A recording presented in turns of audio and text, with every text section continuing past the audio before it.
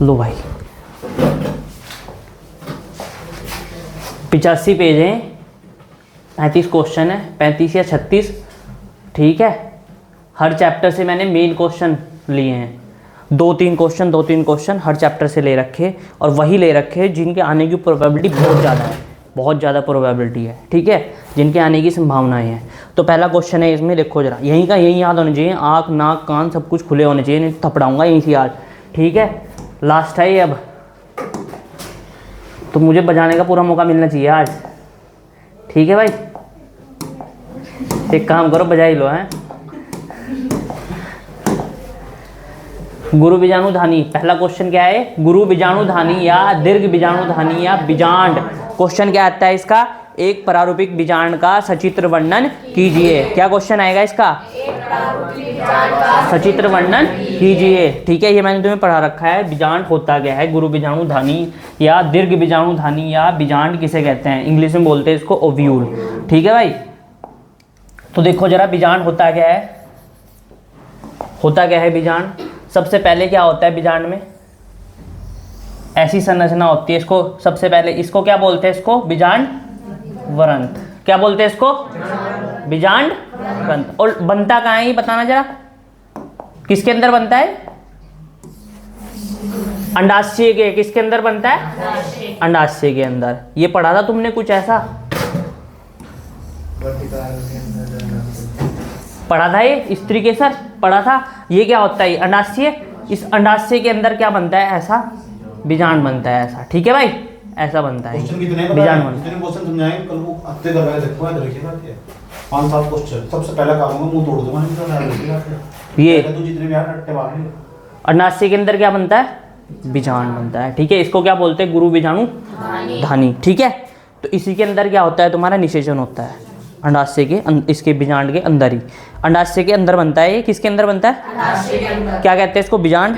Question क्या आएगा इसका, एक प्रारूपिक बीजांड का सचित्र वर्णन कीजिए। 3 नंबर का क्वेश्चन आता है, डायग्राम भी बनाना होगा तुम्हें, उसमें इसके बारे में लिखना भी होगा, ठीक है। मैंने बहुत अच्छे से पढ़ा रखा है ये, देखो जरा कहाँ से जुड़ा रहेगा ये, अंडाशय से, इससे जुड़ा रहेगा ना, ये अंडाशय है ना, ये वाली संरचना क्या है, अंडाशय। तो अंडाशय से इस संरचना के द्वारा जुड़ा रहता है, इसको क्या बोलते हो तुम, बीजांड वृंत। ये रहा देखो जरा, बीजांड वृंत। बीजांड अंडाशय से जिस संरचना द्वारा जुड़ा होता है उसे क्या कहते हैं, बीजांड वृंत कहते हैं। क्या कहते हैं उसको, बीजांड वृंत। पहली लाइन, ठीक है, समझ आ गया। सबसे पहले स्टार्ट कहाँ करना, ऐसा डायग्राम बनाया फटाफट जल्दी जल्दी करके, ऐसे डायग्राम बनाया ऐसे, ठीक है, यहाँ ऐसे करके 2 बना दियो यहाँ से, एक ये रहा, एक ये रहा, ये क्या हो गया, बीजांड वृंत हो गया। ये किससे जुड़ा रहता है, अंडाशय से। पहली संरचना दिमाग में रख लियो ये वाली, ठीक है, बीजांड वृंत, फ्यूनिकल बोलते हैं इसको इंग्लिश में। उसके बाद बीजांड और अंडाशय के बीच की संधि, तो ये बीजांड है, ठीक है, और ये क्या है, अंडाशय। इसकी बीच की जो संधि होती है उसको क्या बोलते हैं, नाभिका। क्या बोलते हैं उसको, नाभिका। तो बीजांड और अंडाशय के बीच की संधि को हाइलम, नाभिका कहते हैं। 2 नाम याद हो गए, पहला बीजांड वृंत, बीजांड जिस संरचना के द्वारा किससे जुड़ा रहता है, अंडाशय जुड़ा रहेगा, उसको क्या कहेंगे, बीजांड वृंत, क्या कहेंगे उसको। और अंडाशय के और बीजांड के बीच एक संधि पाई जाती है, उसको क्या बोलते हैं, नाभिका। क्या बोलते हैं उसको, नाभिका, ठीक है। भ्रूण कोश, एम्ब्रियो सैक जिस संरचना के द्वारा घिरा रहता है। ये बीच में क्या दिख रहा है तुम्हें, क्या है ये, भ्रूण कोश। कितनी कोशिका हो इसमें, पढ़ा रखा नहीं क्वेश्चन, कितनी कोशिका और कितने केंद्रक हो इसमें, 7 कोशिका और 8 केंद्रक होता है। जो फर्टिलाइजेशन होता है मतलब निषेचन होता है, दोहरा निषेचन पढ़ा ना, दोहरा निषेचन इसी में ही होता है और त्रिशलयन भी इसी में ही होता है, पढ़ा रखा मैंने तुम्हें, ठीक है। तो ये क्या है, भ्रूण कोश है, कोश, भ्रूण कोश, ठीक है। तो भ्रूण कोश एम्ब्रियो सैक जिस संरचना के द्वारा घिरा रहता है उसे क्या बोलते हैं, बीजांड काय। तो ये वाली संरचना क्या है, बीजांड काय। क्या नाम है इसका, बीजांड काय, ठीक है। उसके बाद न्यूसेलस 2 आवरण या अध्यावरण से घिरा रहता है। अंदर वाले न्यूसेलस का मतलब क्या है, बीजांड काय। बीजांड काय कितने आवरण से घिरा रहेगा, अंदर वाले आवरण को क्या कहेंगे, अंत्य आवरण, और बाहर वाले को बाह्य आवरण। तो अंदर वाले आवरण को अंतः आवरण कहते हैं तथा बाहर वाले आवरण को क्या कहते हैं? बाह्य आवरण। ठीक है भाई, समझ आ गया? उसके बाद ये दोनों आवरण भ्रूण कोश को पूरी तरह घेरे रखते हैं। जिस जगह से घेरे नहीं रखते उसे क्या कहते हैं? बीजांड द्वार। क्या कहते हैं उसको? और बीजांड द्वार के विपरीत जो भाग होता है उसको क्या बोलते हैं? निभाग। हद खत्म, पूरा क्वेश्चन समझ आए? चलो ये तो अगला क्वेश्चन है। एक क्वेश्चन बताओ समझ आया क्या? क्वेश्चन क्या आएगा? सबसे पहले क्वेश्चन क्या आएगा? तो बहुत आसान हो गया अब तुम्हारे लिए, तो पढ़ रखा तुमने, बहुत अच्छे से समझा रखा है। तो क्वेश्चन क्या आएगा? एक प्रारूपिक बीजांड का सचित्र वर्णन कीजिए। तो कैसे करोगे वर्णन? सचित्र वर्णन कैसे करोगे? सबसे पहले क्या तुम्हें याद होना चाहिए? चित्र कैसे बनेगा? चित्र कैसे बनेगा? इधर से एक डंडी से लाई हो, ऐसे ऐसे घुमा दियो ऊपर को, ठीक है? और उस डंडी से का नाम क्या होगा? बीजांड वृंत। ये किससे जुड़ी रहा है? किससे जुड़ी रहा है? अंडाशय से। ठीक है, फिर अंडाशय और बीजांड के बीच की में एक संधि पाई जाती है, उस संधि को नाम बोलते हैं नाभिका या हाइलम। ठीक है, उसके बाद क्या पाया जाता है? बीच में क्या पाया जाएगा? बीच में भ्रूण कोश। अब ये भ्रूण कोश किसके द्वारा ढका रहता है? बीजांड। अब बीजांड काय दो आवरण से घिरा रहता है, अंदर वाले को अंतः आवरण, बाहर वाले को बाह्य आवरण कहते हैं। ठीक है, अब ये जो ये है ना बीजांड काय पूर्ण तरीके से ढका रहता है। अब जहां से नहीं ढका रहता है इसको क्या बोलते हैं? बीजांड द्वार। और बीजांड द्वार का जो विपरीत सिरा होता है उसको क्या बोलते हैं? निभाग। क्या बोलते हैं उसको? निभाग। समझ में आ गया? कोई दिक्कत नहीं ना? ठीक है, पूछूंगा भी मैं। अगला क्वेश्चन क्या है? गुरु बीजाणु जनन। गुरु बीजाणु जनन है, आगे पीछे तो नहीं हो रहा है। गुरु बीजाणु जनन में गुरु बीजाणु मात्र को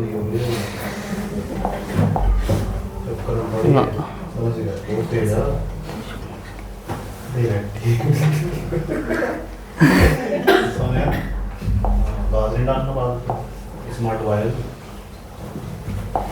उसके लिए 70 समझे ना? उन्होंने मैडम काम लगा रिमोट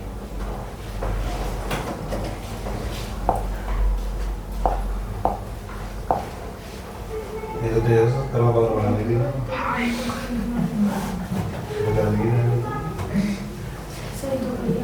सही है। हाँ हाँ, ये तो अच्छा, ये एक ही डेफिनेशन है, ये है ना? ये खाली डेफिनेशन है। इसमें देखो क्या है? ये गुरु बीजाणु जनन। गुरु बीजाणु जनन। गुरु बीजाणु जनन। गुरु बीजाणु किसे कहते हैं? पहले ये बताओ। लघु बीजाणु और गुरु बीजाणु किसे कहते हैं? गुरु बीजाणु और लघु बीजाणु किसे कहते हैं? लघु बीजाणु किसे कहते हैं?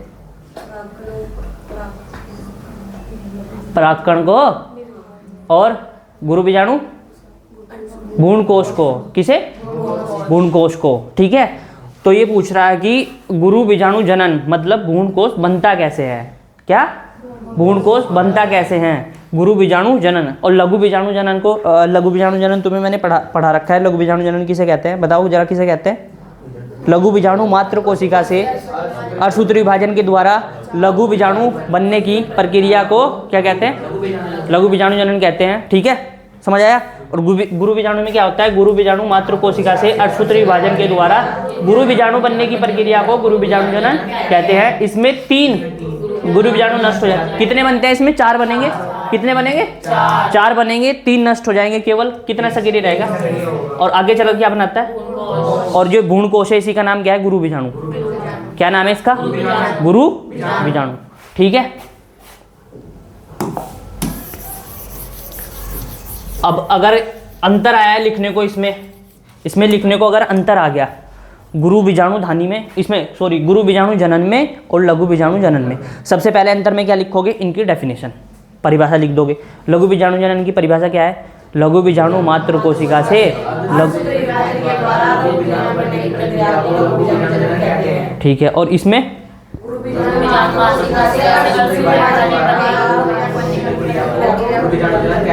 ठीक है। फिर दूसरा पॉइंट उसमें क्या लिखोगे लघु बीजाणु में? हाँ, लघु बीजाणु सक्रिय हो। इसमें 4 लघु बीजाणु बनते हो, चारों चारों क्या होते हैं? और इसमें इसमें चार, इसमें भी 4 गुरु बीजाणु बनते हैं, लेकिन इसमें 3 नष्ट हो जाते हैं और बस 2 उसमें 2 अंतर में ही तुम्हारा काम चल जाएगा। ठीक है, उसके बाद ये बढ़िया है, ये वाला क्वेश्चन बढ़िया है, very very very very most important इस बारी के लिए, दोहरा निषेचन। हाँ ठीक है, एक चैप्टर से मैंने 3 ही क्वेश्चन ले रखे, 3 4 बस। ठीक है, ये याद रखिए बात, 3 चैप्टर में क्वेश्चन रखे हम दिन भर के नहीं था, उनको चेक करना मालिक के लिए गए चित्र सही थी, जरा मुझे तो बैठ मैंने नहीं बोल। दूसरा क्वेश्चन देखो जरा, डांस करवा दो मेरे को रोड वाला नागिन वाला।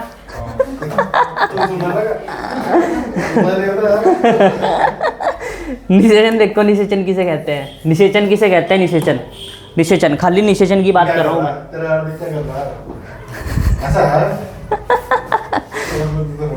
निषेचन देखो, निषेचन किसे कहते हैं, जब नर व मादा युग्मक मिलकर युग्मनज बनाते हैं। क्या बनाते हैं? युग्मनज बनाते हैं। उसकी इसके निर्माण की प्रक्रिया क्या कहते हैं? निषेचन। क्या कहते हैं? गुरु शुक्राणु और अंडाणु जब मिलेंगे आपस में तो क्या बनता है? युग्मनज बनता है। और इस प्रक्रिया को क्या कहते हो तुम? निषेचन। क्या कहते हो?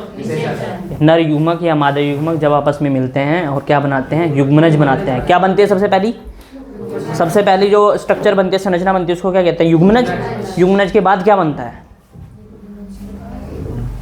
युग्मनज के बाद क्या बनता है? कुछ नहीं पड़ा। जाइगोट बनता है सब शुरू में, उसको युग्मनज बोलते हैं। युग्मनज के बाद क्या बनता है? भ्रूण। युग्मनज के बाद क्या बनता है? भ्रूण बनता है, एम्ब्रियो बनता है। ठीक है, तो निषेचन किसे कहते हैं? निषेचन जब नर युग्मक और मादा युग्मक आपस में मिलते हैं और क्या बनाते हैं? युग्मनज बनाते हैं। और इस प्रक्रिया क्या कहते हो तुम? निषेचन। तो क्वेश्चन क्या है? Important, very very very most important question है दोहरा निषेचन। ये वाला है दोहरा निषेचन। दोहरा निषेचन या द्विव निषेचन किसे कहते हैं? ठीक है, दोहरा निषेचन या द्विव निषेचन किसे कहते हैं? ठीक है, एक आवर्तबीजी पादपों की अनोखी घटना है। यह आवर्तबीजी पादपों की अनोखी घटना है। कैसी है? अनोखी घटना है, पराग नलिका के द्वारा आए। देखो जरा डायग्राम समझा दूं? डायग्राम समझा दूं? डायग्राम समझा नीले सिद्धांत बस ठीक है। देखो जरा, पहले मुन्नी तो समझा। ये क्या है? ये क्या है? ये क्या है? ये भ्रूण कोश। क्या है भाई? ये भ्रूण कोश।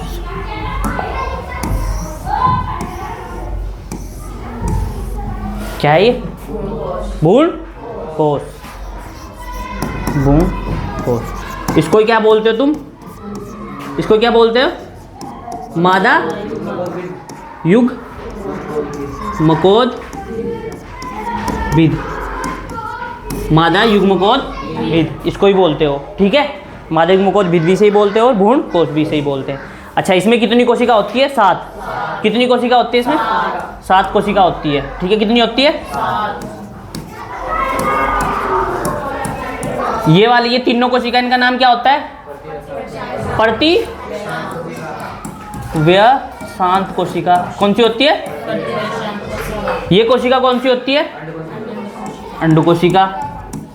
अंडु कोशिका, एग सेल। और ये कौन सी कोशिका होती है? कौन सी होती है?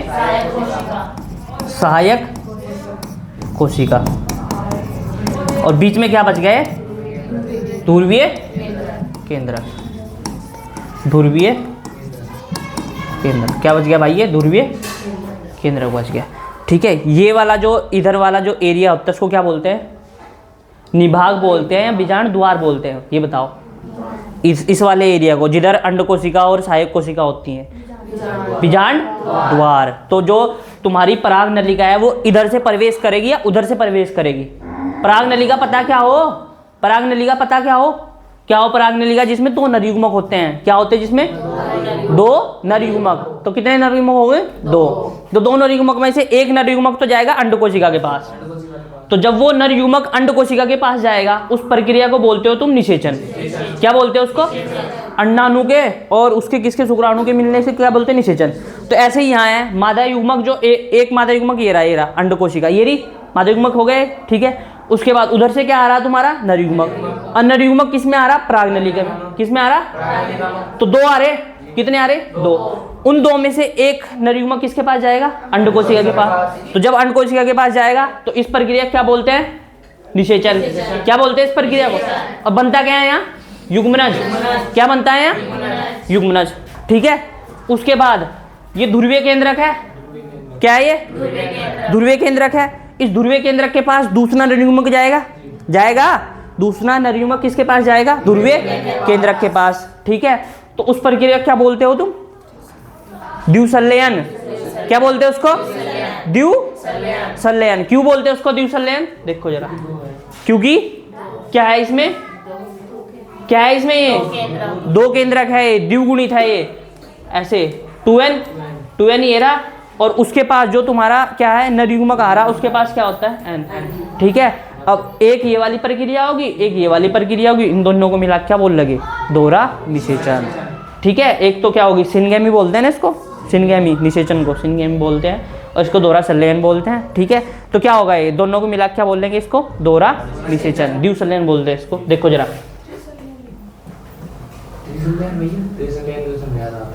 त्रिसंलेयन। रुक जाओ, अभी समझाऊंगा। त्रिसंलेयन पूरा होगा ना यार ये। ठीक है। दोहरा निषेचन और द्विनिषेचन देखो किसे कहते हैं। सबसे पहले ये तो समझ आ गया तुम्हें, ये क्या है? ये आवर्तबीजी पादपों की एक अनोखी घटना है। नहीं भी लिखोगे कोई बात नहीं, चल जाएगा तो काम तुम्हारा। ठीक है। अब देखो यहाँ से है, यहाँ से कहाँ से? ये परागनलिका। परागनलिका के द्वारा आए दोनों नरयुग्मक सहायक कोशिका में के जीवद्रव्य में, ये सहायक कोशिका है, इनके जीवद्रव्य में दोनों के दोनों क्या छोड़ दिए जाएंगे? नरयुग्मक छोड़ दिए जाएंगे, जिनमें से एक नरयुग्मक अंडकोशिका के किसके? अंडकोशिका के केंद्रक से जाकर, अंडकोशिका के इस केंद्रक से जाकर मिलता है, जिसे क्या कहते हैं? युग्मक संलयन। उसे बोलते हैं सिनगैमी। क्या बोलते हैं? युग्मक संलयन।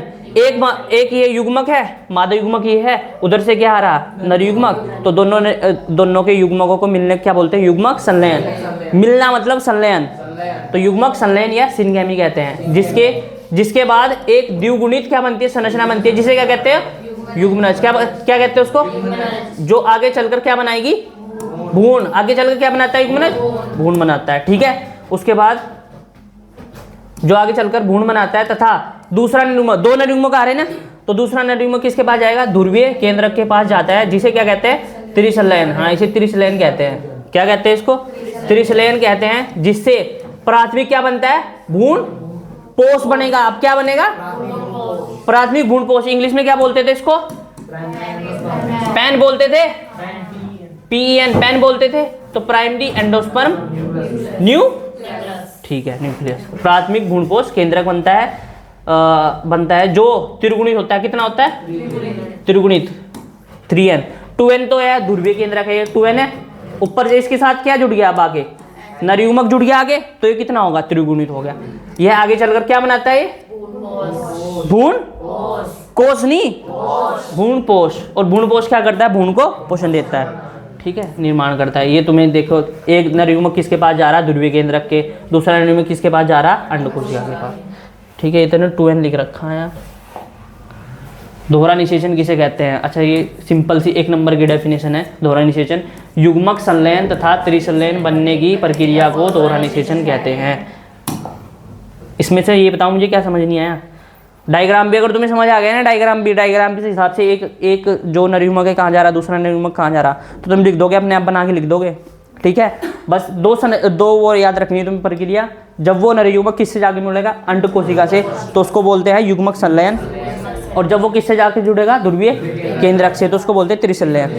ठीक है, इन दोनों को मिला के त्रिसंलयन को, और किसे निषेचन, ये क्या बोलते हैं इसको? सिनगैमी। युग्मक संलयन और त्रिसंलयन दोनों को मिला के क्या बोलते हैं? दोहरा निषेचन। क्योंकि निषेचन यहाँ 2 बार ही हो रहा, एक तो इसमें हो रहा अंडकोशिका में, दूसरा किसमें हो रहा? ध्रुवीय केंद्रक में। 2 क्वेश्चन हो गए, दोनों क्वेश्चन मुझे अभी सुनाओ जल्दी फटाफट।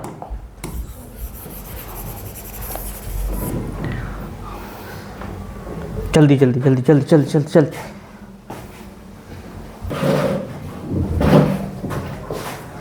आज शुरू के 4 चैप्टर खत्म करने, 12-15 क्वेश्चन है उसमें लगभग, है ना? देखो जरा, ये इतनी जल्दी तुम्हारे फटाफट जल्दी कितने जल्दी क्वेश्चन हो रहे, तो मेरे याद भी हो जाएंगे। यही कि मैं तुम्हें समझा भी रहा हूँ। बस तुम्हें क्या करना, घर जाके एक बार रीड करना है इन्हें, बना बना के लिख दोगे, ऐसा सोचिए।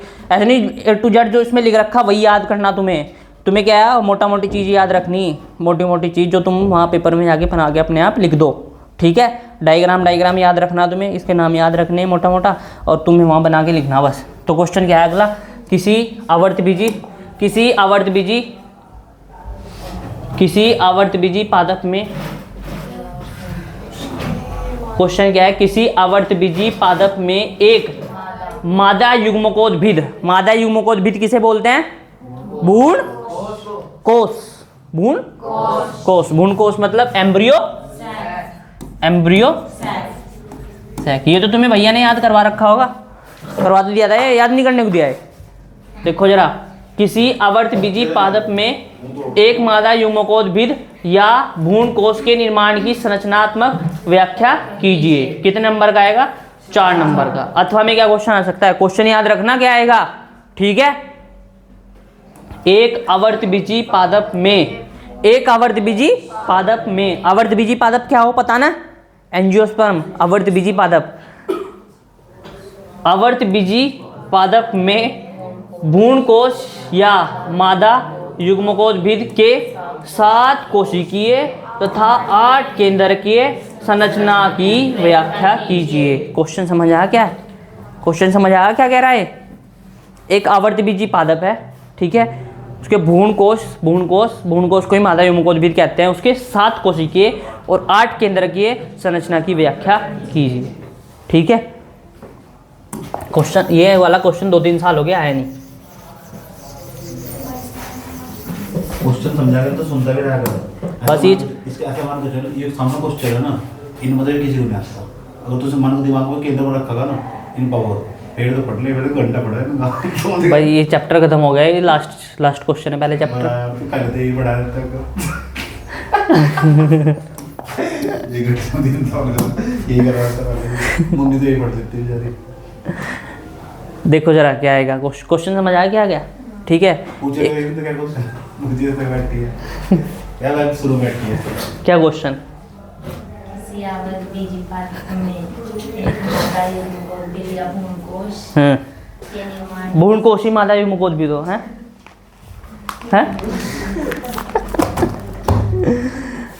मादा युग्मकोद्भिद, अगर तुम्हें क्वेश्चन में ये भी समझ आ रहा है मादा युग्मकोद्भिद भ्रूणकोश ये लिखा हुआ दिख गया कहीं, मादा युग्मकोद्भिद और भ्रूणकोश उसके बारे में पूछ रहा, तो क्वेश्चन मतलब समझ आना ये है, घुमा के पूछ सकता है वो, ठीक है। उसके बाद कितनी कोशिका होती है इसमें, 7, और कितने केंद्रक होते हैं इसमें, 8। ये बहुत अच्छे से पढ़ा रखा है मैंने तुम्हें, बहुत अच्छे से, ठीक है। तो तुम्हें ज़्यादा एफर्ट मारने की जरूरत नहीं है इसमें। देखो जरा, सबसे पहले क्या होता है इसमें, क्या है ये, गुरु बीजाणु। क्या है ये गुरु बीजाणु कहाँ से आया, गुरु बीजाणु जनन से। गुरु बीजाणु जनन में कितने गुरु बीजाणु बने थे, 4। उनमें से कितना वो रहता है, सिर्फ जीवित रहता है, 1 ही, तो वो वहीं से आया ये, ठीक है। इस गुरु बीजाणु में क्या है, क्या है ये, केंद्रक। क्या है, और ये केंद्रक एन का मतलब अगुणित होता है, द्विगुणित, अगुणित है, गुरु बीजाणु है। इसमें क्या होगा, अब क्या होगा, समसूत्री विभाजन में क्या हो, एक कोशिका से कितनी कोशिका बना, 2, तो कितनी कोशिका बन गई, 2, तो एक ऊपर होगी एक नीचे। फिर 2 समसूत्री विभाजन होंगे, 2 से, इन 2 से कितनी बननी थी, अगर एक समसूत्री विभाजन होता 2 से कितनी बननी थी, 4। लेकिन यहाँ कितने समसूत्री विभाजन हुए, 2, तो इन 2 से कितनी बनेगी, 8। कितनी बनेगी, 8 बनेगी। 2 समसूत्री विभाजन होंगे तो 4 केंद्रक ऊपर हो जाएंगे, 4 केंद्रक नीचे हो जाएंगे। अब इनमें से क्या अरेंजमेंट होगा, ऊपर में से एक ऊपर में से बीच में आएगा, एक नीचे में से बीच में आएगा, ठीक है। इनको क्या बोलते हैं, ध्रुवीय केंद्रक।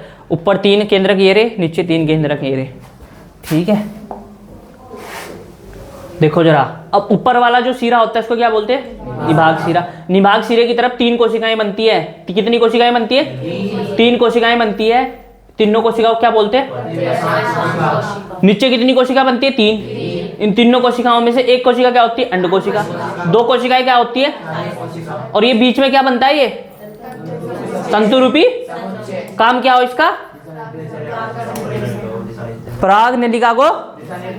1 नंबर में क्वेश्चन आ सकता है ये कि तंतु रूपी जो समुच्चय होता है इसका काम क्या हो, पराग नलिका को किस में जाएगी, पराग नलिका कहाँ को जाएगी, कैसे कैसे जाएगी, उसको दिशा निर्देश कौन करता है, तंतु रूपी समुच्चय, मतलब रास्ता बताता है वो, ठीक है।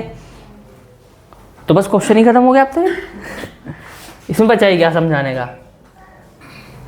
ये नीट का क्वेश्चन था, है ना, नीट का क्वेश्चन था ना इस बारी का 2025 का ही।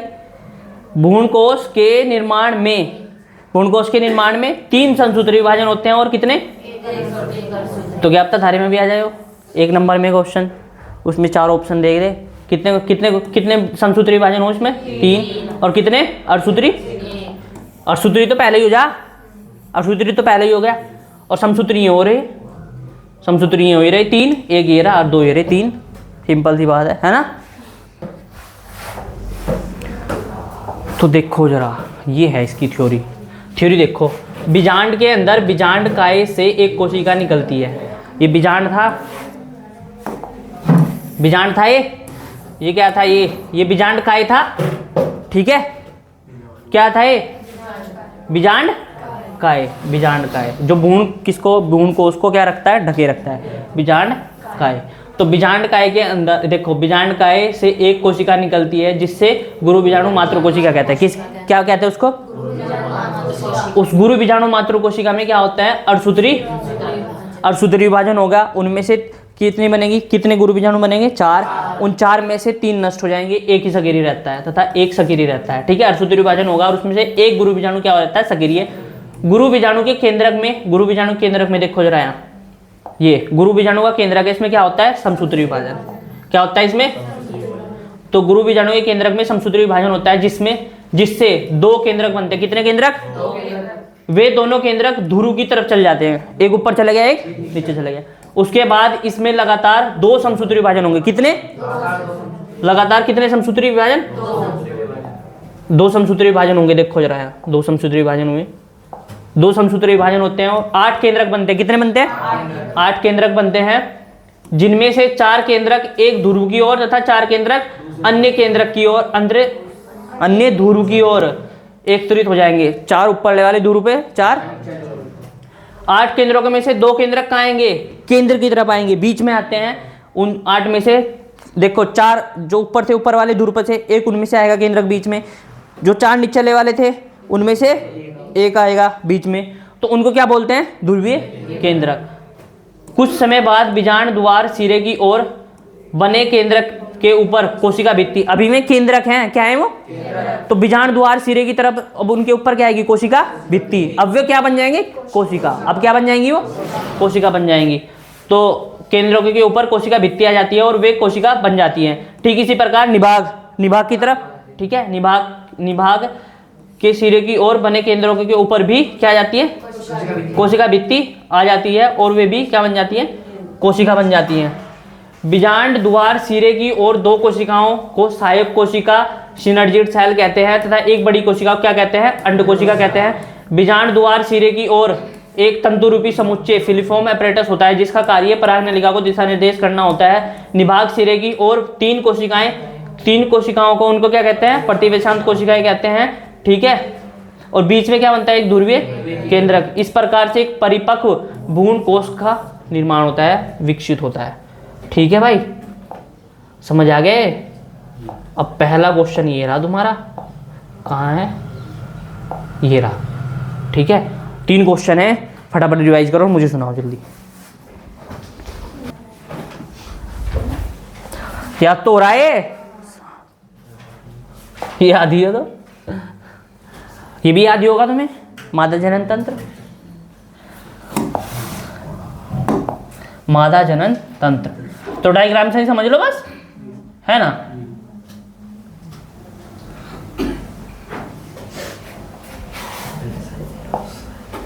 ये रहा डायग्राम। फिर बस सुनता है तो बीच बीच में समझाता, 2 लाइन बोल ली, उनको क्या बोलना है, क्या बता आपका, तो मैं देख रहा हूँ ना।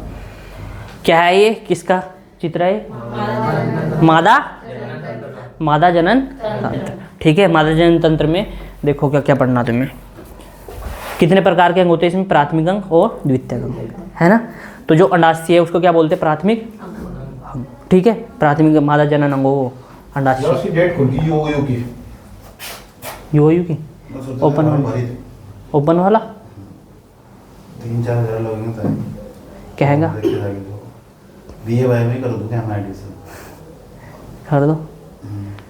देखो जरा, मादा जनन तंत्र के अंतर्गत एक जोड़ी अंडाशय, क्या कहते हैं मादा जनन तंत्र के अंदर? एक जोड़ी अंडाशय।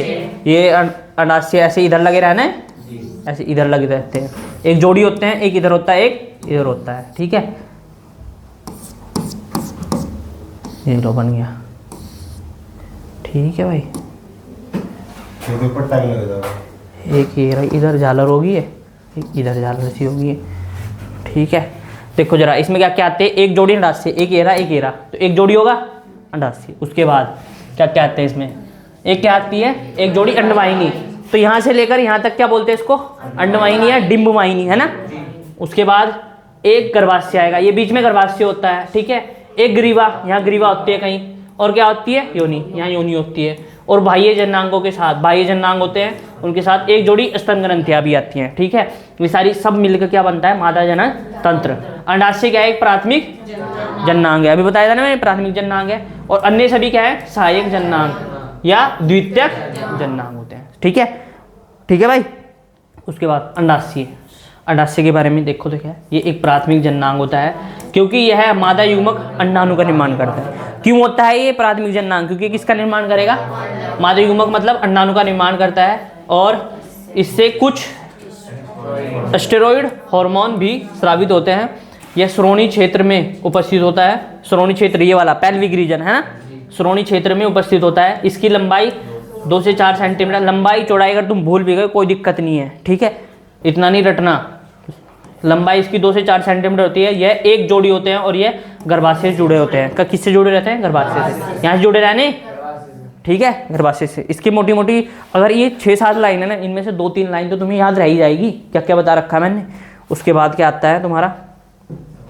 अंडवाहिनी या डिंबवाहिनी, फैलोपियन ट्यूब।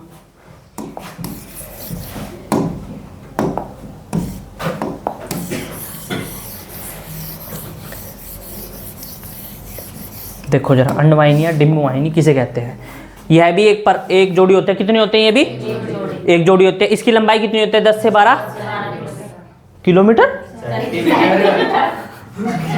किलोमीटर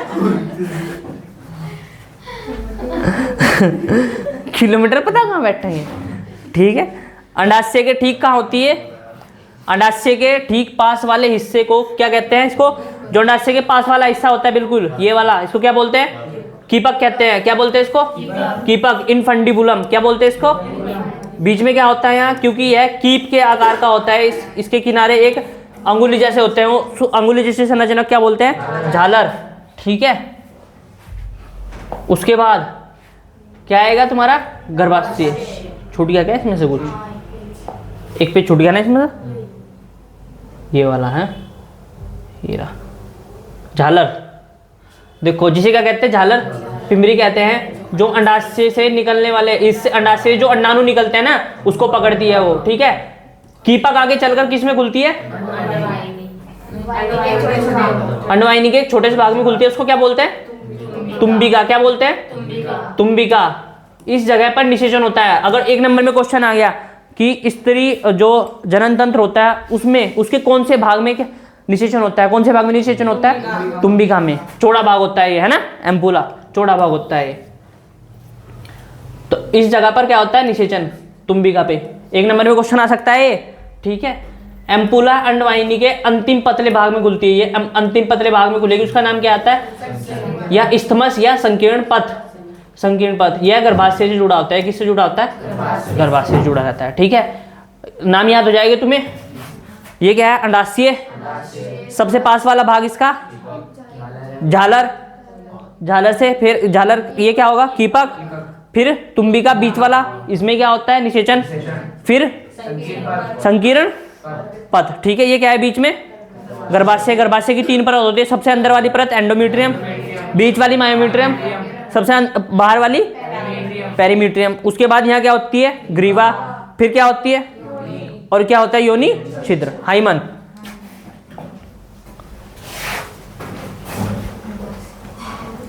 अब देखो गर्भाशय के बारे में।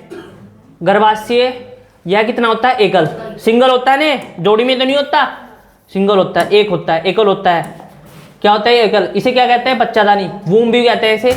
इसका आकार उल्टी नाशपाती के जैसा होता है। किसके जैसा? ये बहुत मेन लाइन है, बहुत मेन लाइन है, ये याद रखनी है तुम्हें। इसका आकार किसके जैसा होता है? अगर तुमने पहली लाइन ये लिख दी ना तो एग्जामिनर पढ़ के सोचेगा हाँ इसने पढ़ रखा है, ठीक है। अगर तुमने पहली लाइन लिख दी कि इसको क्या बोलते हैं, बच्चादानी कहते हैं, और इसका आकार किसके जैसा होता है? उल्टे नाशपाती के आकार का। गर्भाशय मुख्य 3 कितनी परतों से? सबसे अंदर वाली परत, सबसे अंदर वाली कौन सी होती है? एंडोमेट्रियम, बीच वाली मायोमेट्रियम, और खत्म, ठीक है, पढ़ लियो।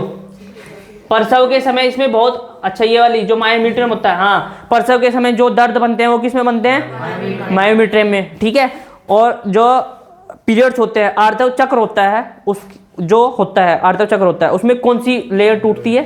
एंडोमेट्रियम। ये 2 बात याद रखनी, यही लिख रखा है यहाँ, ठीक है, पढ़ लियो। आर्तव चक्र के दौरान इसी परत का प्रयोग है एंडोमेट्रियम का, ठीक है। कोई ग्रीवा, गर्भाशय आगे चलकर, गर्भाशय था ये गर्भाशय था, गर्भाशय आगे चलकर किस में खुलेगा?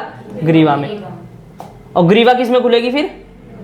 योनि में। और योनि अच्छद, हाइमन बोलते हैं इसको, ठीक है। गर्भाशय आगे चलकर जिस भाग में खुलता है उसे क्या बोलते हैं? ग्रीवा। और इसकी गुहा को क्या बोलते हैं? ग्रीवा नाल। उसके बाद क्या आती है? योनि। तो ग्रीवा आगे जाके किस में खुलती है? योनि में। और योनि की गुहा को क्या बोलते हैं? योनि नाल। योनि वीर्य सेचन का स्थान होता है। उसके बाद बस खत्म के है नहीं क्या इसमें और कुछ? यही था बस इसमें, ग्रीवा और योनि, हाँ ठीक है। उसके बाद तो योनिच्छद है, योनिच्छद के बारे में तो तुम्हें पढ़ना भी नहीं है, इतना भी तुम्हें बहुत है बस। उसके बाद क्वेश्चन है तुम्हारा अंडाशय की अनुप्रस्थ काट। अंडाशय की अनुप्रस्थ काट बढ़िया है क्वेश्चन, ये बढ़िया क्वेश्चन है। अंडाशय की अनुप्रस्थ काट, इसका चित्र बनाना है। क्या बनाना है इसका? चित्र बनाना। क्या बनाना पड़ेगा इसका? चित्र बनाना पड़ेगा। चित्र बनाना पड़ेगा। इसमें सब में देख लो कितने सारे चित्र आगे, 2-3 चित्र आगे। एक मातृ जनन तंत्र वाला आ गया, एक तुम्हारा भ्रूण कोश वाला आ गया, एक तुम्हारा बीजांड वाला आ गया, 3 चित्र आगे, और ये चौथा है, ठीक है, चौथा है ये। देखो जरा क्या है ये? अंडाशय। क्या है ये? इतना पढ़ा है ना, कल को अब तो सब भेज दिया तुमने का, तब तो पहले तो ही करवा दे, वहां याद रखिए बात क्या, समझ गए? याद रखिए बात क्या, बस 15-7 क्वेश्चन डेली पढ़ा जाएगा। कितना क्वेश्चन है? कितना क्वेश्चन है? 5वां। 3 तो पहले में थे, इस चैप्टर में दूसरा नहीं है ये, पहला तो मैंने पढ़ा दिया, मातृ जनन तंत्र वाला। 5वां क्वेश्चन है। टोटल कितने क्वेश्चन है इसमें? 35, ठीक है, 5वां आएगा। देखो जरा अंडाशय क्या हो, अंडाशय की अनुप्रस्थ काट क्या हो। 10 क्वेश्चन पढ़ाए हैं, 10-12-15 क्वेश्चन तो पढ़ाए जाएगा। हाँ 15 लगभग, कल को आधा खत्म करना। 20 हो जाएगा। 2 बजे डाले ना? हैं? 3 बजे ठीक है। कल को, हाँ 3 बजे क्योंकि अपना तो घूमना खत्म होएगा। खत्म। अंडाशय की अनुप्रस्थ काट काटने पर इसमें बहुत सारे क्या मिलते हैं? स्टोमा, उत्तक। कौन सा उत्तक मिलेगा? जैसे ये अंडाशय था ना, इधर ये इधर अंडाशय था, इसकी अनुप्रस्थ काट काटोगे, ऐसे काटोगे। अनुप्रस्थ काट कैसी हो? ऐसी, जैसे तुम खीरे काटते हो ना ऐसे सलाद में, ठीक है, तो उसको क्या बोलते हैं? अनुप्रस्थ काट काटोगे जैसे तुम इसके अंडाशय की, तो उसमें बहुत सारे क्या मिलेंगे? स्टोमा, स्टोमा उत्तक मिलेगा। क्या मिलेगा? स्टोमा उत्तक मिलेगा, ठीक है। तो उसके बाद इसमें बहुत सारे क्या पाए जाते हैं? स्टोमा उत्तक। इसमें ग्राफियन फॉलिकल में प्राथमिक पुटक। देखो जरा इसमें बहुत सारे, जैसे तुम्हारा क्या होगा, सबसे पहले तुमने अनुप्रस्थ काट काटी तो उसमें क्या मिलेगा? स्टोमा उत्तक। उस स्टोमा उत्तक में बहुत सारे क्या होंगे? ग्राफियन फॉलिकल, ग्राफियन पुटक बोलते हैं उनको। क्या बोलते हैं उनको? बहुत सारे होंगे, तो थोड़े थोड़े डेवलप होते जाएंगे, विकास करते जाएंगे। तो उसमें सबसे पहला जो बनेगा उसको क्या बोलते हैं? क्या बोलते हैं उसको? प्राथमिक पुटक। फिर उसके बाद दूसरा बनेगा थोड़ा सा, उसको क्या बोलते हैं? और फिर क्या बनेगा? और जो लास्ट में क्या बनता है? परिपक्व पुटक। और इस परिपक्व पुटक में से क्या निकलता है? अंडाणु। और जो बचता है, बचा हुआ भाग को क्या कहते हैं? कॉर्पस लूटियम या ग्राफियन, हाँ ग्राफियन पुटक, ग्राफियन फॉलिकल बोलते हैं या ग्राफियन पुटक। देखो जरा, अच्छा हाँ ये रहा एक कॉर्पस लूटियम में लिखा हुआ है यहाँ।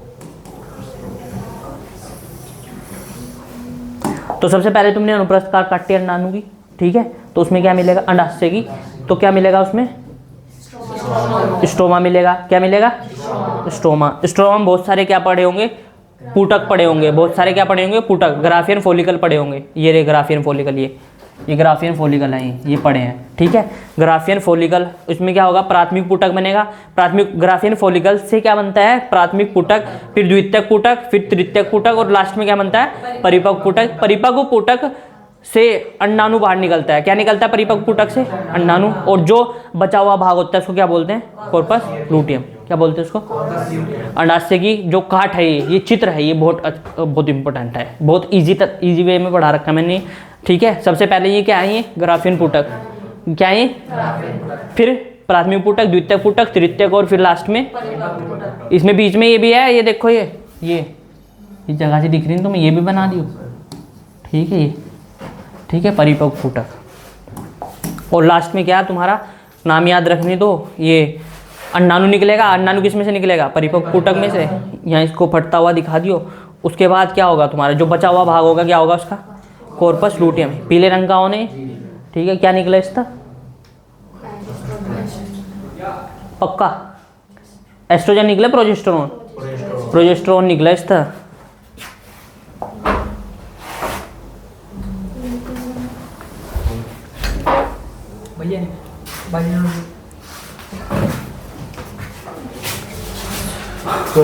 अंडाणु जनन, मुझे लगता है ये क्वेश्चन इस बार ही पूछा जाएगा। अंडाणु जनन या शुक्राणु जनन, दोनों में से एक क्वेश्चन जरूर आएगा। पिछली बार शुक्राणु जनन में से पूछ रखा। पिछली बार देखो क्या क्या आया था, पिछली बार अपरागिक कार्य आए थे 2025 में। इसका मतलब इस बार आने के बहुत कम चांस है। दूसरा अपरागिक कार्य तुम लिख दोगे वैसे, ठीक है। दूसरा इसमें से क्या आ रखा, शुक्राणु की संरचना बनाने को आ रखी, ठीक है। और शुक्राणु जनन के बारे में आ रखा। ये 3-4 क्वेश्चन आए थे इससे, ठीक है। तो इस बार उनमें से तो बहुत कम आने के चांस है। अगर एक आधा रिपीट हो गया तो हो गया, वो वाला हो सकता है अपरागिक कार्य वाला, ठीक है। और ये वाला अंडाणु जनन किसे कहते हैं, देखो जरा। अंडाणु जनन स्त्रियों में अंडाशय मादा युग्मक बनने की प्रक्रिया, अंडाणु बनने की प्रक्रिया क्या कहते हैं, अंडाणु जनन। स्त्रियों में अंडाणु बनने की प्रक्रिया क्या कहते हैं, अंडाणु जनन। यह स्त्री में भ्रूणीय अवस्था के दौरान शुरू हो जाती है। कब शुरू हो जाती है, भ्रूणीय। और उसमें ये बताओ, जो वो होता है शुक्राणु जनन होता है, शुक्राणु जनन भ्रूण अवस्था में शुरू होता है या यौन अवस्था में, यौन अवस्था में। लेकिन जो अंडाणु जनन होता है वो भ्रूणीय अवस्था में ही, ठीक है, शुरू हो जाता है। अन्नजननी कोशिका, पता ना अन्नजननी कोशिका क्या हो, जो अंडाणु बनाएगी। तो अन्नजननी कोशिका का निर्माण केवल गर्भकाल के दौरान ही होता है, ठीक है। गर्भकाल के दौरान ही हो जाएगा। जन्म के बाद कोई भी अन्नजननी कोशिका, इसको बोलते हैं उगोनिया। क्या बोलते हैं इसको, उगोनिया का न तो निर्माण होता है और न ही इनमें वृद्धि होती है, ठीक है। ना तो निर्माण होगा, ना इनमें क्या होगी, वृद्धि होगी। जन्म के यौवनारंभ, जन्म से लेकर यौवनारंभ, प्यूबर्टी तक, ठीक है। जब तक वो लड़की 13-14 साल की होगी तब तक केवल कितने प्राथमिक पुटक बचते हैं, 60 से लेकर 80,000 प्राथमिक पुटक शेष बचते हैं। इसमें 3 अवस्थाएं होती हैं। कितनी अवस्थाएं होती हैं अंडाणु जनन, बहुत इंपॉर्टेंट है भाई ये। इस बार ही मुझे लगता है पूरा एक्सपेक्टेड है ये 100%। अंडाणु जनन आएगा ही आएगा, इससे रिलेटेड कुछ भी आए जरूर आना है इससे, ठीक है। बहुत इंपॉर्टेंट है। तो इसमें कितनी अवस्थाएं होती हैं, 3। पहली होती है गुणन परावस्था, दूसरी होती है वृद्धि परावस्था और तीसरी होती है परिपक्व परावस्था, ठीक है। पहली कौन सी होती है, गुणन। याद रखियो पहली कौन सी, गुणन। गुणन फेज में क्या होता है, गुणन फेज में क्या होता है, क्या होता है गुणन फेज में, यह भ्रूण अवस्था में ही पूर्ण हो जाती है। किसमें, भ्रूण अवस्था में ही पूर्ण हो जाएगी ये, मतलब जब तक बच्चा जन्म मिल लेता, ठीक है, जब तक पूर्ण हो जाती है गुणन परावस्था। और समसूत्री विभाजन के द्वारा बहुत सारे क्या बनते हैं, अणजन्नी कोशिकाएं बनती है। अणजन्नी कोशिकाएं मतलब उगोनिया, है ना, उगोनिया बनती है, ठीक है। सबसे पहले क्या होगी, गुणन परावस्था। गुणन परावस्था का मतलब है 1 का 2 बनना, 2 का 4, 3, 4 ऐसे बनना, ठीक है, गुणन परावस्था। तो गुणन परावस्था में क्या होता है, यह भ्रूण अवस्था में क्या हो जाती है, पूर्ण हो जाती है। और समसूत्री विभाजन के द्वारा बहुत सारी क्या बनती है, अणजन्नी कोशिका। तो 3 परावस्थाएं होती है, पहली गुणन परावस्था होती है, दूसरी वृद्धि परावस्था होती है और तीसरी परिपक्व परावस्था होती है। तो वृद्धि परावस्था में क्या होता है, यह अवस्था भ्रूण से शुरू होकर, किससे, भ्रूण से शुरू होकर यौवनारंभ तक बनी रहती है। भ्रूण से लेकर यौवनारंभ तक कौन सी अवस्था बनी रहती है, वृद्धि परावस्था। यहाँ अंडाणुजननी कोशिकाओं से क्या बनता है, सबसे पहले प्राथमिक ओसाइट बनता है तथा इसके बाद प्रथम अर्धसूत्री विभाजन होता है। क्या होता है, प्रथम अर्धसूत्री विभाजन होगा, जो कि प्रोफेज 1 की डिप्लोटीन अवस्था में जाकर रुक जाएगा, जो बाद में अंडोत्सर्ग से पहले पूरा हो जाता है। तो जो प्राथमिक अर्धसूत्री विभाजन होता है, अर्धसूत्री विभाजन फर्स्ट होता है, वो किस में जाके रुकता है? प्रोफेज 1 की डिप्लोटीन अवस्था में। कौन सी? डिप्लोटीन अवस्था में। और पूरा कब हो जाएगा? जब अंडोत्सर्ग होता है। अंडोत्सर्ग, अंडोत्सर्ग कितने दिन पे होता है? मेंस्ट्रुअल साइकिल के आठवें चक्र के 14वें दिन पे। वहाँ कौन से हार्मोन सबसे ज़्यादा होता है? LH या FSH? LH। LH का मतलब फुल फॉर्म ल्यूटिनाइजिंग हार्मोन। एक नंबर में ये इसकी फुल फॉर्म पूछ सकता है कि LH का मतलब क्या हो, LH की फुल फॉर्म। ठीक है, LH और FSH, follicle stimulating hormone, FSH का मतलब। ठीक है, और LH का मतलब ल्यूटिनाइजिंग हार्मोन। गुणन प्रावस्था में पता चलेगा क्या होगा? गुणन प्रावस्था भ्रूण अवस्था में पूरी हो जाएगी। ठीक है, और इसमें बहुत सारी क्या बनती है? अंडजन्य कोशिका। क्या बनती है इसमें? कितनी अवस्था हो इसकी? कितनी अवस्था हो इसकी? अंडाणुजनन की कौन कौन सी? गुणन प्रावस्था। हाँ, और परिपक्व हो दूसरी। कौन सी हो दूसरी? जो तो सुनना जरूरी है। कौन सी हो दूसरी? बता फिर जल्दी। पहली गुणन प्रावस्था, दूसरी बता। कौन सी हो दूसरी? और तीसरी? भैया बता रही थी मैं। बार-बार इसलिए सुनता है ये, इस पे ध्यान लगाइए। पहली क्या होगी? गुणन प्रावस्था। गुणन प्रावस्था में क्या होगा? भ्रूण अवस्था में क्या हो जाएगी? पूरी। और इसमें क्या बनेगी? बहुत सारी। क्या बनेगी? बहुत सारी अंडजन्य कोशिका। क्या बोलते हैं? उगोनिया। ठीक है, उसके बाद दूसरी क्या होती है? वृद्धि प्रावस्था। तो वृद्धि प्रावस्था में क्या होगा? भ्रूण से शुरू होगी और कहाँ तक बनी रहेगी? यौवन आरंभ तक बनी रहेगी। ठीक है, और इसमें क्या होता है? अंडजन्य कोशिका से, अंडजन्य कोशिका यहाँ बन गई थी। अंडजन्य कोशिका से क्या बनेगा? प्राथमिक ऊसाइट। क्या बनता है?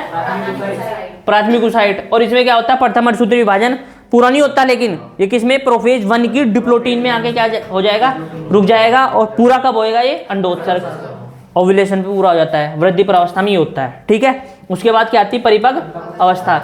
इस अवस्था में जो प्राथमिक ऊसाइट था ना, प्राथमिक ऊसाइट से क्या बनता है? द्वितीयक ऊसाइट, तथा द्वितीयक ऊसाइट से क्या बनता है? देखो जरा, द्वितीयक ऊसाइट में ना, द्वितीयक ऊसाइट है, द्वितीयक ऊसाइट में द्वितीयक अर्धसूत्री विभाजन होता है। ऐसे याद रखना, जो प्राथमिक ऊसाइट है उसमें प्राथमिक अर्धसूत्री विभाजन होगा, जो द्वितीयक ऊसाइट है उसमें द्वितीयक अर्धसूत्री विभाजन होगा। प्राथमिक जो अर्धसूत्री विभाजन होगा वो किस में होगा? वृद्धि प्रावस्था में। और जो परिपक्व अवस्था होती है उसमें जो द्वितीयक ऊसाइट बनता है उसमें क्या होता है? द्वितीयक अर्धसूत्री विभाजन। प्राथमिक अर्धसूत्री विभाजन किस में हो? किस में हो प्राथमिक अर्धसूत्री विभाजन? किस में हो? कहाँ तेरा ध्यान? भैया यहाँ। तो फिर प्राथमिक अर्धसूत्री विभाजन होता है किसमें? वृद्धि प्रावस्था में। और किस में होता है ये? उगोनिया में होता है, अंडजन्य कोशिका में होता है, या प्राथमिक उगोनिया में होता है, उसमें प्राथमिक ऊसाइट में होता है, द्वितीयक ऊसाइट में होता है। किस में होता है? प्राथमिक ऊसाइट में। किस में होता है? ठीक है, और वृद्धि प्रावस्था में होता है। लेकिन ये पूरा नहीं होता। पूरा कब होता है? अंडोत्सर्ग के टाइम पे। किसके? अंडोत्सर्ग के समय। ठीक है, समझ आ गया? ये जाके किस में रुकेगा? प्रोफेज 1 की डिप्लोटीन अवस्था में। सारा काम धाम किस में हो रहा है? वृद्धि प्रावस्था। उसके बाद क्या आती? परिपक्व अवस्था में क्या होता है? जो प्राथमिक ऊसाइट था, प्राथमिक ऊसाइट से क्या बनेगा? द्वितीयक ऊसाइट। उस द्वितीयक ऊसाइट में क्या होगा? द्वितीयक अर्धसूत्री विभाजन। क्या होगा? डायग्राम से बिल्कुल समझ आ जाएगा। ठीक है, अब द्वितीयक अर्धसूत्री विभाजन होगा तो द्वितीयक अर्धसूत्री विभाजन होने के बाद क्या बनता है तुम्हारा? अंडाणु। किसका निर्माण होता है? अंडाणु। सबसे पहले ये क्या है? ये अंडाणु मात्र कोशिका। क्या है ये? इसमें क्या होगा? समसूत्री विभाजन। ये गर्भकाल के समय है, गर्भकाल प्रेगनेंसी के समय हो रहा है। ठीक है, किसके समय हो रहा है? प्रेगनेंसी के समय। तो समसूत्री विभाजन होगा सबसे पहले। सबसे पहली अवस्था क्या होती है? गुणन प्रावस्था। गुणन प्रावस्था में क्या होती है? अपनी कोशिका में याद नहीं कर गई, मैंने तो याद भेजी तुम्हारे तरीके पर नहीं समझाना है, समझ गए? याद रखिए सारे कोई सा भी चित्र लगा सकूं, कितने कोई सा क्वेश्चन दूं, अगर तुमने नहीं सुनाया कल को हिंदी हम सुनने का यही सुनूंगा भाई। तो जी कितने क्वेश्चन हो गए? ये छठा क्वेश्चन है।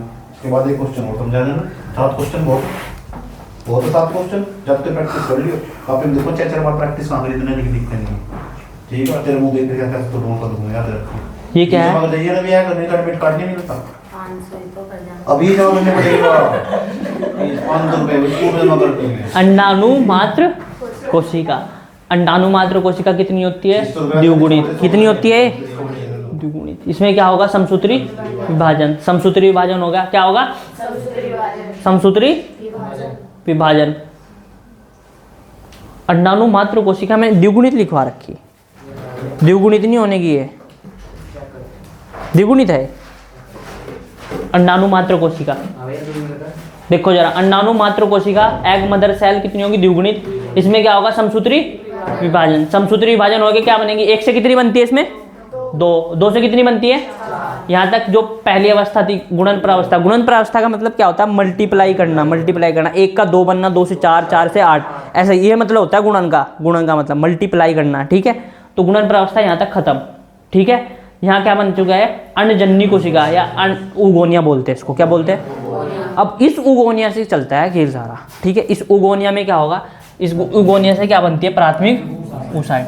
प्राथमिक ऊसाइट कौन सी अवस्था में बनता है? अभी बताया था, वृद्धि प्रावस्था में। इस प्राथमिक ऊसाइट में, वृद्धि प्रावस्था में क्या हो रहा था? प्राथमिक अर्धसूत्री विभाजन। क्या हो रहा था? प्राथमिक अर्धसूत्री विभाजन। प्राथमिक अर्धसूत्री विभाजन किस में होता है? प्राथमिक ऊसाइट में। और द्वितीयक अर्धसूत्री विभाजन किस में होता है? द्वितीयक ऊसाइट में, ठीक है। द्वितीयक ऊसाइट कौन सी अवस्था में बनता है? तुम्हारा परिपक्व अवस्था में, सबसे लास्ट वाली में। प्राथमिक ऊसाइट कौन सी अवस्था में बनता है? बीच वाली में। बीच वाली अवस्था मतलब वृद्धि प्रावस्था, ठीक है। तो प्राथमिक ऊसाइट है, क्या होगा ये? जन्म से जब कहाँ बनी है? यौवनारंभ प्रारंभ हो रहा है, यौवनारंभ अवस्था बन रही है। ये वृद्धि प्रावस्था कहाँ से कहाँ तक चलती है? जन्म से लेकर यौवनारंभ तक चलती है, ठीक है। देखो जरा, अर्धसूत्री विभाजन क्या होता है इसमें? 1। क्या होता है अर्धसूत्री विभाजन? 1। और ये किस में जाके रुक जाएगी? प्रोफेज 1 की डिप्लोटीन अवस्था में जाके रुक जाती है, ठीक है। फिर लास्ट में क्या आती है? परिपक्व अवस्था। परिपक्व अवस्था में क्या बनता है? प्राथमिक ऊसाइट बनाता है। प्राथमिक ऊसाइट से क्या बनती है? द्वितीयक ऊसाइट, सेकेंडरी ऊसाइट बनती है। और इसके साथ में क्या बनती है? ये बहुत इंपॉर्टेंट है, ये प्राथमिक ध्रुवीय पिंड, फर्स्ट पोलर बॉडी बोलते हैं इसको। ये किसी काम की नहीं होती, ठीक है। प्राथमिक ध्रुवीय पिंड, ठीक है। तो ये द्वितीयक ऊसाइट है। द्वितीयक ऊसाइट किस में बनता है? परिपक्व अवस्था में। ऐसे याद रखियो, तीन मेन नाम है इसमें। सबसे पहले कौन सी अवस्था थी? गुणन प्रावस्था। गुणन प्रावस्था में अंडजननी कोशिका बनती है। क्या बनती है? अपनी संख्या में वृद्धि करेगी वो अंडजननी कोशिका, ठीक है। कौन सी अवस्था में? गुणन प्रावस्था। दूसरी आती है वृद्धि प्रावस्था। वृद्धि प्रावस्था में कौन सी क्या बनता है? प्राथमिक ऊसाइट। क्या बनता है? प्राथमिक ऊसाइट। उसमें क्या होता है? अर्धसूत्री विभाजन 1, अर्धसूत्री विभाजन या प्राथमिक अर्धसूत्री विभाजन, ठीक है।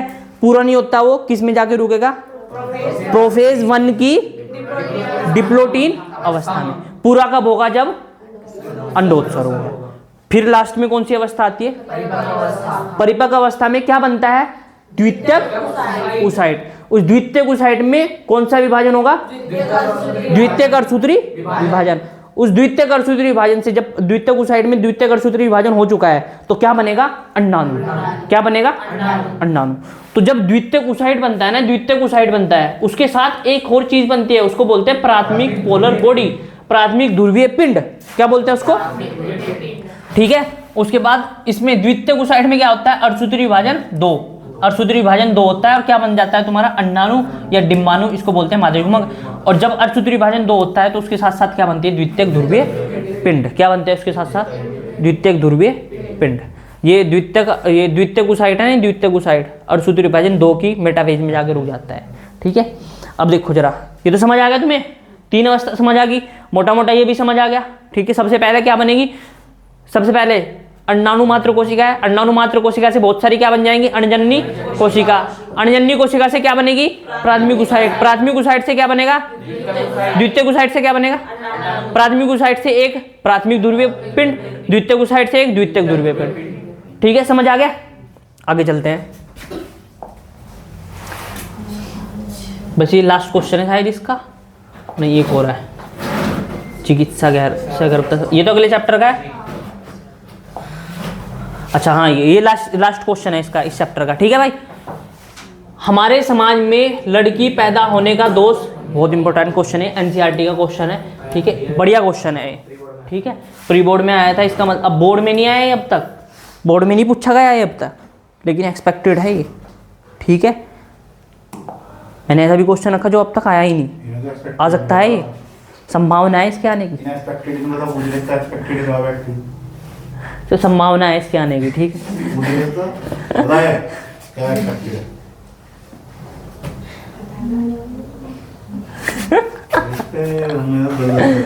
देखो जरा, मुझे तो मुझे लग रहा है एक्सपेक्टेड मतलब आने की संभावना। देखो जरा, हमारे समाज में देखो देखो देखो देखो देखो, हमारे समाज में लड़की पैदा होने का दोष महिलाओं को दिया जाता है। किसको दिया जाता है? बढ़िया क्वेश्चन है, आ सकता है। हमारे समाज में लड़की पैदा होने का दोष महिलाओं को दिया जाता है, क्या यह कथन सही है? समझाइए। अथवा में क्या क्वेश्चन बन सकता है? मानव में लिंग निर्धारण का रेखा चित्र, ये क्वेश्चन आया हुआ है, ऊपर वाला नहीं आ रखा, ये वाला आ रखा, मानव में लिंग निर्धारण को रेखा चित्र द्वारा समझाइए। दोनों क्वेश्चन एक ही है, ठीक है। उसमें ऊपरले में क्या पूछ रखा? महिलाओं को दोष क्यों दिया जा लड़की पैदा होने का, तो इसका मतलब इसमें ये बताना है लड़की पैदा कैसे होती है, ठीक है। इसमें महिलाओं का कोई दोष नहीं है। मानव द्विगुणित 2n होता है, ये तो पता है सबको, इसलिए उसमें 23 जोड़े गुणसूत्र पाए जाते हैं। कितने पाए जाते हैं? 23 जोड़े। कितने गुणसूत्र पाए जाते? मतलब 46 गुणसूत्र। 23 जोड़ों का मतलब क्या है? जोड़ा पता ना, ठीक है, चप्पलों का जोड़ा, जूतों का जोड़ा, ठीक है। तो हो गए तो 5 मिनट बस। 23 जोड़े, कितने गुणसूत्र पाए जा? 23 जोड़ा का मतलब है 46 गुणसूत्र। कितने गुणसूत्र? 46 गुणसूत्र पाए जाते हैं, जिनमें से 22 जोड़े नर व मादा में क्या होते हैं? समान, और उनको क्या बोलते हैं? देहिक गुणसूत्र। क्या बोलते हैं उनको? देहिक गुणसूत्र या समजात गुणसूत्र बोलते हैं उनको। नर में 23वां जोड़ा क्या होता है? XY, तथा मादा में क्या होता है? 23वां जोड़ा XX होता है। यदि नर का शुक्राणु जो कि 22 + X, देखो जरा, देखो देखो देखो देखो, आगे आगे आगे, ये रहा, ये रहा। नर क्या होता है? द्विगुणित। क्या होता है नर? मादा क्या होती है? द्विगुणित, दोनों द्विगुणित हो। तो नर जो हो, नर के गुणसूत्र को कुछ ऐसे लिख सकता हूं मैं, ऐसे लिख सकता हूं 44 + XY, दोनों में जो दोनों में जो क्या होते हैं? 44 क्या हो, 44 या 44? 44, देखो यार, जो 44 हो ना, 44, ठीक है। जो 44 गुणसूत्र नर में भी और मादा में भी क्या होते हैं? समान। इनको क्या बोलते हैं? देहिक गुणसूत्र या समजात गुणसूत्र, ठीक है। जो 23वां जोड़ा होता है, मादा में भी अलग हो और नर में भी अलग हो, ठीक है।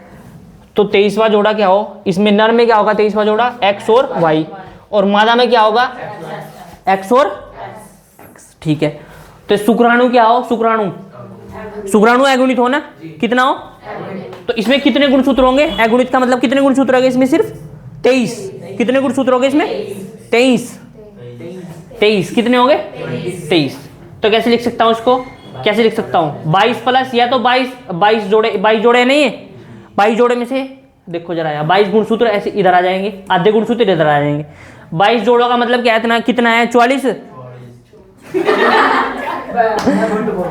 है, ठीक है, 44। इसमें से 22 इधर आ जाएंगे, 22 किधर आ जाएंगे? इधर। इनमें से XY में से एक इधर आ जाएगा गुणसूत्र, एक इधर आ जाएगा। ऐसे ही इसमें से होगा, इस 44 में से 22 इधर आ जाएंगे, इस 44 में 22 किधर आ जाएंगे? इधर। एक X इधर आ जाएगा, एक X इधर आ जाएगा, ठीक है। इस वाले ये वाला इसके साथ मिलेगा तो क्या बनेगा? 22 कितने बनता है? 44 प्लस इस X के साथ क्या आएगा? तो क्या बनेगा? लड़की क्या बनेगी? दूसरा क्या हो सकता है? ये वाला किसके साथ चल जाए? इसके साथ चल, हाँ इसके साथ चल जाए।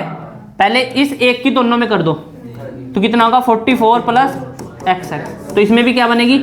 लड़की। इधर क्या बनेगा? ये 44 प्लस XY क्या बनेगा? और इधर क्या बनेगा? ये एक्स वाई। समझ आ गए? लौंडा बनेगा ये, देखो जरा। ठीक है, यदि नर का गुणसूत्र जो कि 22 प्लस एक्स या 22 प्लस वाई वाला होता है, मादा के अंडाणु जो कि 22 प्लस एक्स, पढ़ लियो ये, मैंने पढ़ा दिया, यहाँ से पढ़ लियो। यह कथन असत्य है। कथन ये क्या है? असत्य है कि लड़की पैदा होने का दोष महिलाओं को दिया जाता है। ठीक है, पढ़ लियो, ये आसान है, यही तो है। ये क्या है ये बता, कल को पूछूँ मैं। ठीक है, 7 क्वेश्चन पढ़ाए, 8 7 पढ़ाए ना? कितने खत्म, कितने चैप्टर